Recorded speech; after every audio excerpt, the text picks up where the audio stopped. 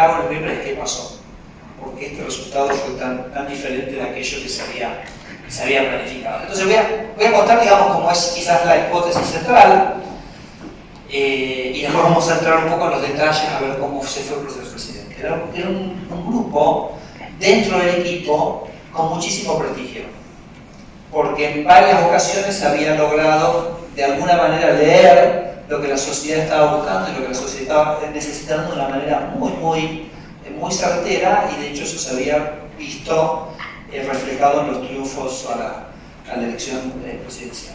Y este grupo tenía una idea central, que era que el espacio de Mauricio Macri representaba un objeto que políticamente era diferente y que había como que consolidar la visión de que era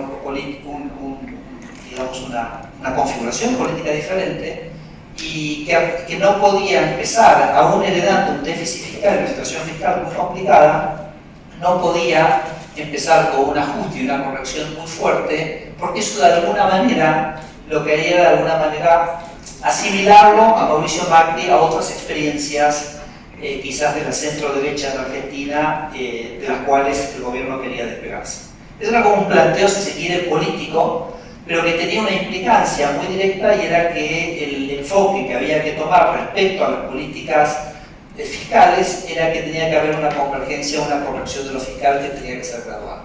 Entonces, que eso iba a permitir establecer lo que aquello que verdaderamente se creía que era que Macri era una cosa diferente en la política argentina, ¿no?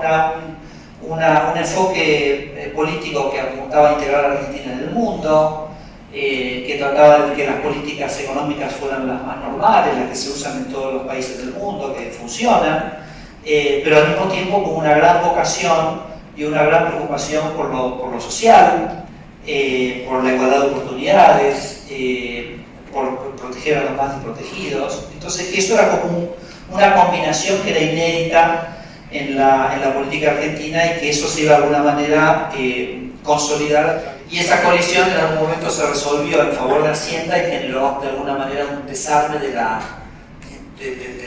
formato institucional con el cual se estaba llevando la desinflación, y generó un desanclaje en el proceso de expectativas. Y ese proceso, ese desanclaje, que fue un desanclaje no solo en las expectativas de inflación y en el proceso de desinflación, sino que también que generó dudas respecto a la propia posición fiscal del gobierno, a los 6 meses había puesto a Argentina en básicamente lo que llamamos un sudden stop, ¿no? Que es un corte abrupto en sus posibilidades de financiamiento, y entonces ahí comienza una larga crisis que yo diría no ha terminado aún hoy. Entonces esos serían un poquito los hitos. Hay 4 grandes hitos que marcan, digamos, los puntos de inflexión en el proceso del gobierno de Macri. El primero, como yo decía, es el programa fiscal de 2016-2018, que después ahora lo vamos a revisar en unos minutos, pero que fue un gran condicionante del resto. El cambio de metas de inflación, que es cuando se dirime esa puja entre el Banco Central y Hacienda, de una manera que ahora después vamos a ver en los datos, que generó, digamos, esta reversión del proceso tanto de crecimiento como de desinflación. De desendeudamiento que se produjo por varios motivos. Por un lado, porque hubo una reestructuración bastante agresiva de la deuda. Por otro lado, en esos primeros años el gobierno tuvo superávits fiscales muy importantes, lo cual también permitieron reducir la deuda. También se apreció el tipo de cambio, y como la deuda mucha de ella estaba denominada en dólares, al apreciarse el tipo de cambio real cae como porcentaje del PBI. Bueno, y ustedes ven que se produce un fenómeno. La línea azul vendría a ser el número oficial de baja muy fuerte de la deuda, que se ubica por allá por el 20%, más o menos para el año 2010 y 2011. ¿Okay? Bueno, el plan, como les decía, esos eran los dos gráficos que quería mostrar de condiciones iniciales. El plan, como les decía, tenía verdaderismo fiscal, básicamente, como dije, por razones políticas, que yo creo que además eran correctas, eran ciertas, eran genuinas, y que apuntaban, digamos, a construir algo políticamente. La parte monetaria se decidió ir a un esquema de inflation targeting, por 2 motivos centrales. Yo diría, el primero, porque se quería poner mucho foco en que el objetivo del Banco Central iba a ser bajar la inflación, y segundo, porque era un mecanismo que se había usado en todos los países del mundo, que había funcionado, Para mí el inflation targeting es simplemente, es decir, me interesa la inflación y voy a usar los instrumentos que tenga para bajar la inflación. De una manera bastante suave porque heredamos un tipo de cambio oficial de 9 y un paralelo de 16. Y cuando se hizo la unificación cambiaria, el tipo de cambio arrancó en 13, o sea, con un punto bastante intermedio y realmente flotando libremente. Pero a su vez en esos primeros meses el gobierno comenzó con un proceso de corrección de las tarifas públicas, electricidad, gas, agua, que imagínense que en los 8 años anteriores los precios en la Argentina habían aumentado 10 veces y los precios de las tarifas no se habían movido. Ha sido mejor fijar la tasa o la meta de inflación en términos de la inflación núcleo y no de la inflación total, siendo que la inflación total tenía estos shocks tan grandes de tarifas que se sabía que iban a venir y que de alguna manera ponían un poquito de ruido. Después, obviamente, estudiando, por ejemplo, la República Checa, cuando hace su proceso de estabilización, claro, la República Checa también tenía unos problemas de precios relativos muy grandes, porque ellos venían del comunismo, entonces había muchos bienes que no tenían ningún valor, que tenían ningún sentido dentro de una economía de mercado. Y entonces los checos crearon un índice de precios de bienes que no estaban afectados por ningún precio regulado y definieron la meta de inflación en función de eso. Así que yo creo que esa es quizás una lección para países que están ofreciendo un proceso de desinflación que para realmente poder transmitir que el proceso de desinflación viene bien, hay que encontrar una medida que de alguna manera no esté tan sujeta a los shocks. Esto había sido la reacción de política. ¿Se acuerdan? Esta primera parte es cuando la tasa de inflación viene cayendo muy fuerte, entonces la tasa de política se había ajustado bastante. En general los procesos de metas de inflación con tipo de cambio flotante tienden a generar desinflaciones más rápidas y más pronunciadas, ¿no? Los que tienen bandas cambiarias, claro, van marcando un poquito, ¿no?, el ritmo de la desinflación y en general tienden a ser más lentos. La famosa curva de Phillips, que por ahí la podemos encontrar en economías que están estabilizadas, no existe cuando estamos hablando de llevar la inflación del 20% al 5%. Eso siempre es expansivo, por un tema de que genera una mejora tan extraordinaria en el funcionamiento del sistema económico. Bueno, en este periodo, que fue el periodo que hicimos metas de inflación, no se dio. La gente iba definiendo los precios más en función de las expectativas, que es como uno espera que funcione el régimen de meta de inflación. Ahora, no tengo que hacer mucha econometría, lo veo en este gráfico.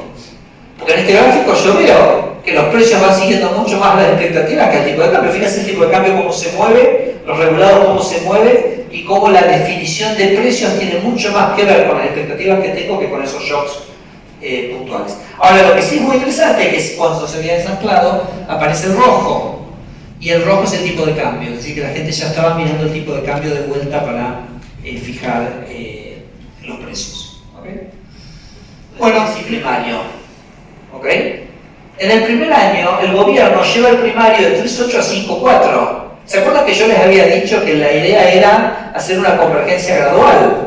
Bueno, una convergencia gradual quiere decir 3.8, 3.6, 3.4, 3.2.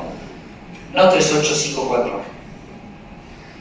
De cualquier manera, el número oficial no fue 5.4, sino fue 4.2, porque el gobierno hizo una cosa sumamente exitosa que fue una, ¿cómo se llama? Una amnistía, ¿cómo se diría acá en Paraguay? Una amnistía, el mismo término. Una amnistía de blanqueo de capitales que fue tremendamente exitoso. Fíjense, sumó 1.2 puntos del PIB. Entonces el número pasó de 3.8 a 4.2, pero en realidad, en cierto sentido, fue porque hubo esos extras de 1.2 de PIB, ¿no? Bueno, en el año 2017 el gobierno dice, no, tengo que hacer algo. Se hacía con inflación pasada, y entonces en realidad el déficit pasó de menos 4.2 a menos 3.8. Es decir, que Hacienda hizo un esfuerzo muy grande para bajar el déficit, pero que se vio de alguna manera licuado por la indexación pasada. ¿Okay? Entonces ahí Hacienda dice, no quiero que me pase esto de vuelta. Voy a seguir ajustando la parte, corrigiendo la parte fiscal, pero si la inflación vuelve a bajar, de nuevo no voy a tener una mejora. Y entonces ahí Hacienda empieza a pedir una desinflación más lenta. Y una desinflación más lenta implicaba subir las metas de inflación de manera de generar una coordinación de expectativas en un valor más alto de inflación y tener una inflación, una desinflación más lenta y que no le perjudique tanto, ¿no? Ese debate duró aproximadamente 6 meses en la Argentina y finalmente el gobierno decidió avanzar con el cambio de meta de inflación. Entonces el cambio de meta de inflación se produjo el 28 de diciembre de 2017. Y fíjense qué ocurrió después, ¿no? Entonces fíjense que el proceso de precios inmediatamente se revertió. Fíjense cómo venía el promedio móvil, ¿se acuerdan que venía bajando? No sé si lo ven acá, inmediatamente empieza un proceso ascendente. Es como que el mercado dijo, bueno, pero entonces no están tan convencidos de que esta corrección fiscal va a ocurrir. Entonces eso lo vemos en el riesgo país de los bonos en dólares. Esto no tiene que ver con la moneda, esto tiene que ver con la confianza sobre el fisco en Argentina. Y fíjense que es como muy contundente cómo se produce eso. Ahí la economía que venía creciendo se estanca. Después nosotros tuvimos un shock muy grande en 2018, que fue una sequía que le sacó 2 puntos del PBI entonces me parece como que en lo fiscal al final lo que ocurrió fue que hubo muy poquito al principio, no hubo nada en realidad el primer año, después se intentó el segundo año y después hubo muchísimo al final, porque ustedes saben que este año sí finalmente se hizo una corrección muy grande. Si vuelvo un minuto, perdón, pero fíjense esto, fíjense que en 2019 sí se produce una baja muy significativa, o sea casi hubo una corrección muy grande, ¿no? O sea que hubo poco al principio y hubo mucho al final. Obviamente la herencia era muy pesada, déficit fiscal muy alto, le mostré la hoja de balance del central. Pero lo cierto es que ¿por qué yo pongo errores como conclusión? Porque digo, la verdad que a fin del año 2017, en realidad esa herencia no había sido un problema para que la economía entrara en un sendero de crecimiento y se esperara que siguiera en un sendero de crecimiento. Entonces no le podemos achacar en el año 2018-2019 un problema a algo que no fue problema en 2016 y 2017, ¿no? Bueno, y mi última placa es ¿por qué los errores? ¿Por qué los errores? Entonces, bueno, exceso de optimismo, definitivamente acá me llevo todas las charreteras, porque siempre soy una persona tremendamente optimista. Entonces una vez escuché que alguien decía que sabio no es aquel que está tranquilo cuando todos están nerviosos, sino que sabio es aquel que está nervioso cuando todos están tranquilos. Y creo que nos faltó un poco de sabiduría, porque por nuestro exceso de optimismo, la trayectoria de política que se eligió fue una política que de alguna manera tenía los riesgos, ¿no? Que si hubiéramos sido mucho más cautelosos y mucho más conservadores en lo fiscal. Entonces, me parece que ahí sí. Es cierto también que el mercado, ¿no? Porque se acuerdan que les mostré que el riesgo país caía. O sea que el mercado también tenía un optimismo absoluto en este programa. Bueno, se pensaba que el apoyo político era débil. Es decir, ¿es cierto que no se podían hacer las reformas en los primeros años o no? ¿Es cierto que ese apoyo era tan débil o no era tan débil? Es una pregunta, nunca lo vamos a saber. Pero de las elecciones de medio término yo diría que se miró en el sentido contrario. Y yo creo que ahí fue como que Peter Drucker dice que uno fracasa del éxito. O sea, el éxito es como un gran tóxico, porque cuando uno es muy exitoso se siente como de alguna manera que pierde el sentido de los límites. Entonces,